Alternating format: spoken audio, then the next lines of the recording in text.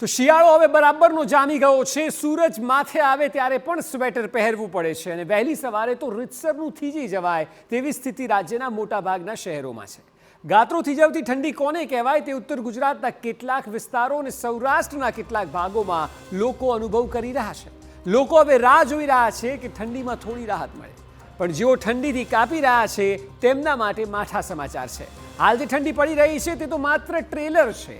આખું પિક્ચર તો શરૂ થશે ડિસેમ્બરના અંતમાં।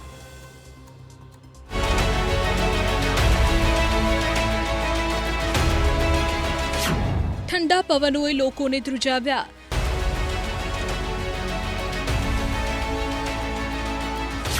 નલિયા અને રાજકોટ ઠૂંઠવાયો।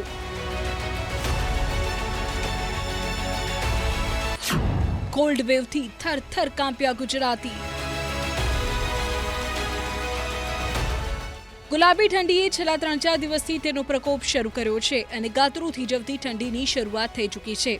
લોકો ધ્રુજી ઉઠ્યા છે અને છેલ્લા 2 દિવસથી રાજ્યમાં ફૂંકાઈ રહ્યા છે બર્ફીલા પવનો। છેલ્લા 24 કલાકમાં રાજ્યમાં સૌથી વધુ નલિયામાં ઠંડી પડી છે। નલિયામાં 5 ડિગ્રી તાપમાન નોંધાયું છે। રાજકોટમાં 9.7 ડિગ્રી તાપમાન નોંધાયું। નલિયા અને રાજકોટમાં ફૂંકાઈ શીત લહેર।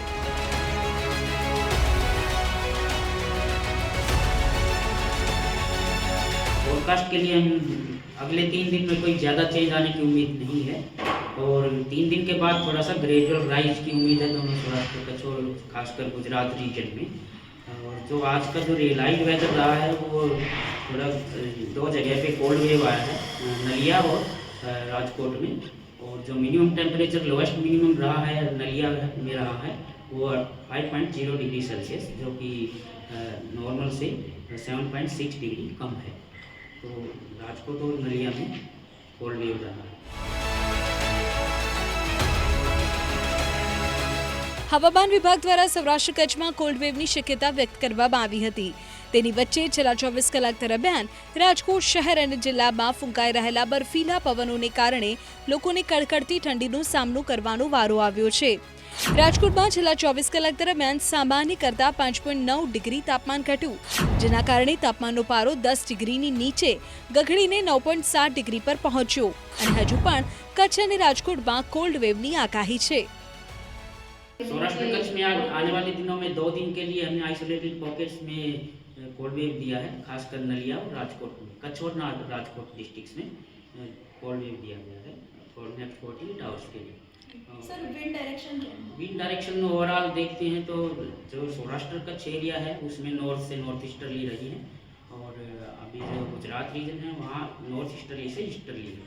तो और जो स्पीड है लगभग 5 से 10 नॉट का रहा है उम्मीद है। और कोस्टल स्टेशन में 15 to 20 नॉट्स की उम्मीद है। कोस्टल स्टेशन में इतनी विंड रहेगी। રાજ્યમાં શિયાળાની શરૂઆત બાદ છેલ્લા 4-5 દિવસથી કડકડતી ઠંડીનું જોર ખૂબ વધ્યું છે। હવામાન વિભાગના મતે રાજ્યમાં આગામી 3 દિવસ દરમિયાન ઠંડીમાં રાહત મળવાની કોઈ શક્યતા નથી। 3 દિવસ બાદ તાપમાન ઉંચકાતા લોકોને થોડી રાહત અનુભવાશે, પરંતુ હમણાં તો ઉત્તર ગુજરાતમાં હાડ થીજવતી ઠંડી પડવાની છે તે નક્કી। આ આગાહી કરી છે હવામાન નિષ્ણાત અંબાલાલ પટેલે। અંબાલાલ પટેલની સૌથી નવી આગાહી, કાતિલ કોલ્ડ વેવ માટે રહેજો તૈયાર, હજુ પણ પડશે ગાત્રો થીજવતી ઠંડી। ઉત્તર ગુજરાતની ઠંડીમાંથી કોઈ જ રાહત હમણાં નહીં મળે, આ કહેવું છે અંબાલાલ પટેલનું। હવામાન વિભાગ અને અંબાલાલ પટેલ બંનેએ એક સરખી જ આગાહી વ્યક્ત કરી છે, જે મુજબ ઉત્તર ગુજરાતમાં 9 ડિગ્રી પર પારો રહેશે। પંચમહાલ, સાબરકાંઠા અને કચ્છમાં પણ 10 ડિગ્રીથી પારો નીચે રહેશે।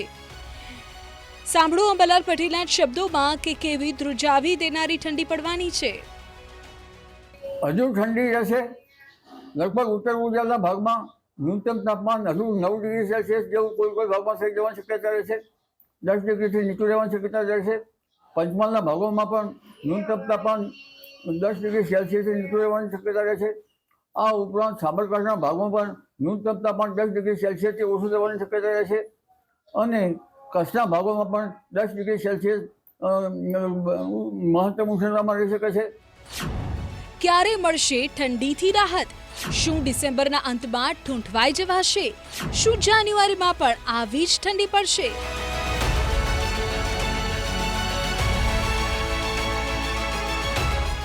ઠંડીની શરૂઆત જ એવી થઈ છે કે લોકો અત્યારથી જ વિચારી રહ્યા છે કે આખરે આ હાડ થીજવતી ઠંડીમાંથી રાહત ક્યારે મળશે. તો આ રાહતના સમાચાર પણ અંબાલાલ પટેલે આપ્યા છે. તેમના પ્રમાણે હજુ રાહત માટે એક સપ્તાહ તો રાહ જોવી જ પડશે, કારણ કે રાહતના એંધાણ 17મી ડિસેમ્બર બાદથી જ છે. મહેસાણાના ભાગોમાં 26 ડિગ્રી સેલ્સિયસ કે ક્યારેક 27 ડિગ્રી સેલ્સિયસ રહેવાની શક્યતા રહે છે. સાબરકાંઠાના ભાગમાં પણ લગભગ 26-27 ડિગ્રી સેલ્સિયસ જેવું રહેવાની શક્યતા રહે છે. પંચમહાલના ભાગોમાં પણ 26-27 ડિગ્રી સેલ્સિયસ જેવું ન્યૂનતમ ઉષ્ણતામાન રહેવાની શક્યતા રહે છે. પશ્ચિમ સૌરાષ્ટ્રના ભાગોમાં પણ ન્યૂનતમ ઉષ્ણતામાન 26 ડિગ્રી સેલ્સિયસ જેવું રહેવાની શક્યતા રહે છે. જામનગરના ભાગોમાં ન્યૂનતમ 26 ડિગ્રી સેલ્સિયસ રહેવાની શક્યતા રહે છે. ન્યૂનતમ તાપમાન થોડું વધવા છતાં જામનગરના ભાગોમાં ઠંડી અનુભવાશે. આ ઉપરાંત જૂનાગઢના ભાગોમાં, અમરેલીના ભાગોમાં પણ ઠંડી અનુભવાશે.